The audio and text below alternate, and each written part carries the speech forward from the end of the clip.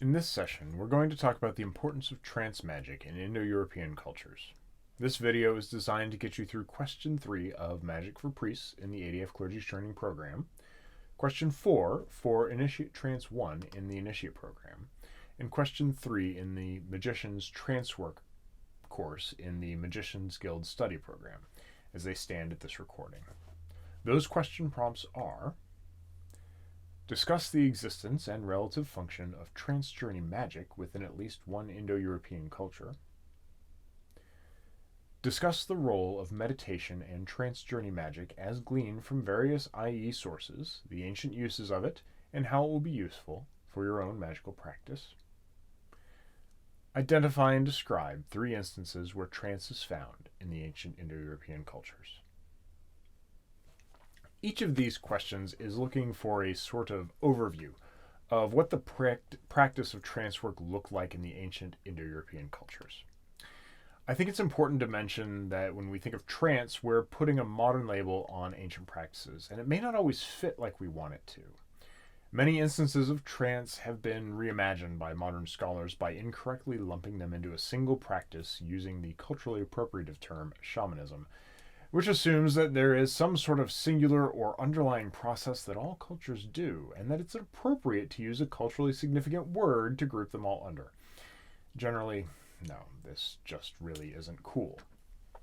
Trance work, ecstatic experience, and culturally specific terms that refer to the practice of that culture are better ways to describe these practices than the more broad term shamanism, and it's what we'll stick with in our examinations. These 3 related questions are seeking an idea of what trance looked like in the ancient world, illustrated through examples. The type of experience we're looking for is described with generally culture-neutral terms that allow you to review a wider variety of experiences for each culture. So instead of asking for examples of shamanism, we ask for examples of trance or trance-journey magic. This lets us review a wider selection of practices and keeps us from using culturally inappropriate and non-Indo-European words to describe what we are seeking. For the folk in the Initiate program, an extra step to these questions is, how can you use it? So we'll look at some commonalities and give you a path toward answering that piece as well. When I get to videos on trance, such as a video for Trance 1 in the CTP, Trance 1 for Initiates, or Magician's Trance in the MGSP, I'll have more depth on what precisely trance is and how you differentiate it from meditation or hypnosis. My hope is that I can provide you a super basic definition today that will help you locate and explain trance in cultural context today. So for today, we're going to think about trance as an altered state of consciousness that allows you to access information that is not typically accessible to your normal senses. You can think of it as a way of opening to different experiences than what your waking senses might normally provide you. And it may involve ideas of journeying out or seeking new information that your body cannot sense in its physical locality. Meditation is the process of stabilizing yourself through calming, centering, and connection. It does not involve any sort of spiritual travel or journey. So, where do we find trance in the ancient world? In Greece, those seeking healings would visit the Temple of Epidaurus, an Asclepian or healing temple in Greece, for a type of healing sleep. This sort of healing was accessible to all, and it would involve what we call an incubation trance. After an appropriate period of cleansing, usually involving fasting and bathing, a person would be invited to the temple to begin the healing ritual. A cline or couch would be set out, and the person seeking healing would lie upon it, and the priest would chant and sing over the person and wait for them to slip into a dream state and experience an encounter with Asclepius. Sometimes they would receive a message or see the god touch their wound and heal it, or the god may even suggest a surgical treatment, which would then be carried out with the trance providing a basic sleep-induced form of anesthesia. The chanting, the incense and herbs, and the cleansing that leads up to the process of incubation help bring a person into a separate state from their usual experience of the world. And this is not at all uncommon. The Greek Oracle of Trophonius is described by Pausanias in his Description of Greece, Book 9, Chapter 39, and provides another example of incubation. Here you are cleansed with oils in a bath and then are given waters of forgetfulness and memory to drink. Dressed in new clothing, you hike to a temple and then descend into a room, not unlike a bread oven.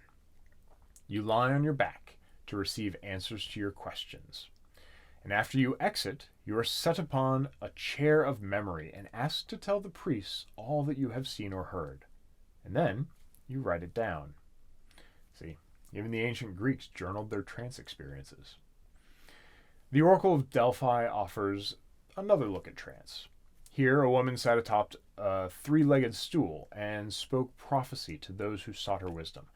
The Pythia could be consulted on one day out of each month, and only during the summer, for the god Apollo would then leave the temple in the winter so that no prophecy could be had. She would bathe in a local spring, drink of holy waters, and then arrive at the temple to descend into the Adyton and prophesy in hexameter verse for those who purchased access and for whom the omens were favorable.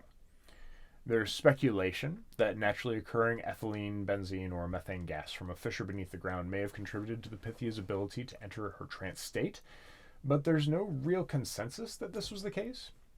In any event, ancient sources agree that preparation, cleansing, and high ritual atmosphere were key parts of this practice.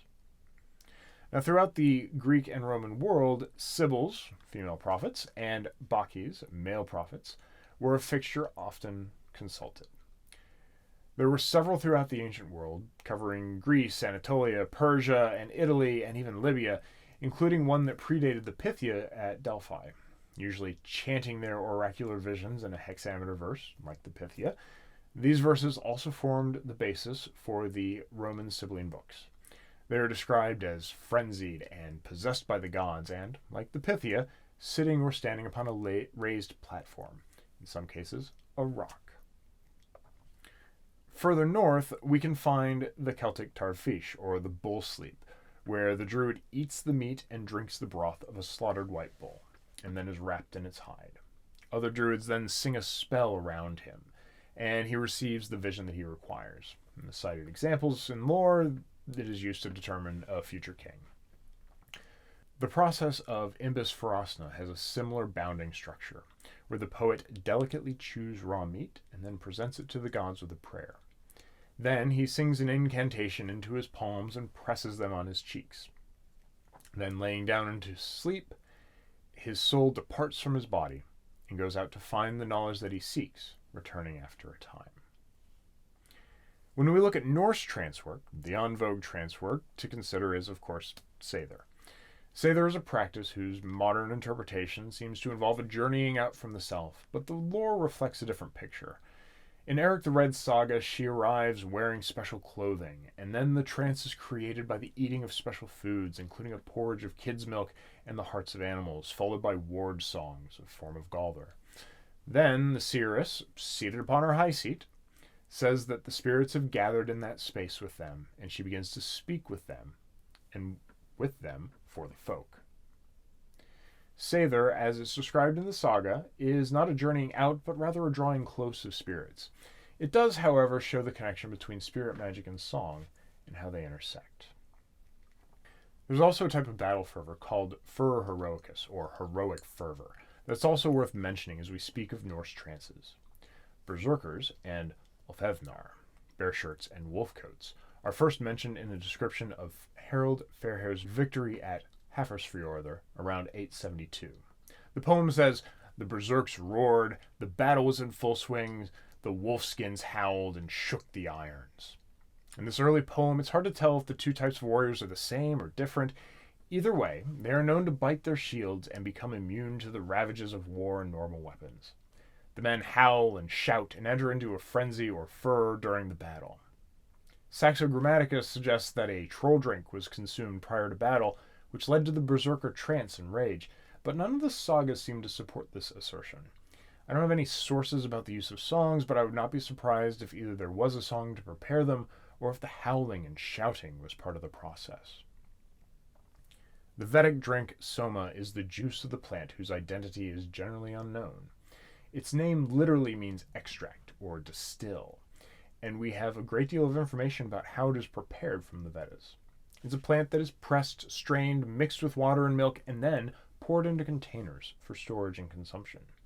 Upon drinking the Soma, the authors of the Vedas spoke about how they became immortal, how they went into the light, and how they found the gods.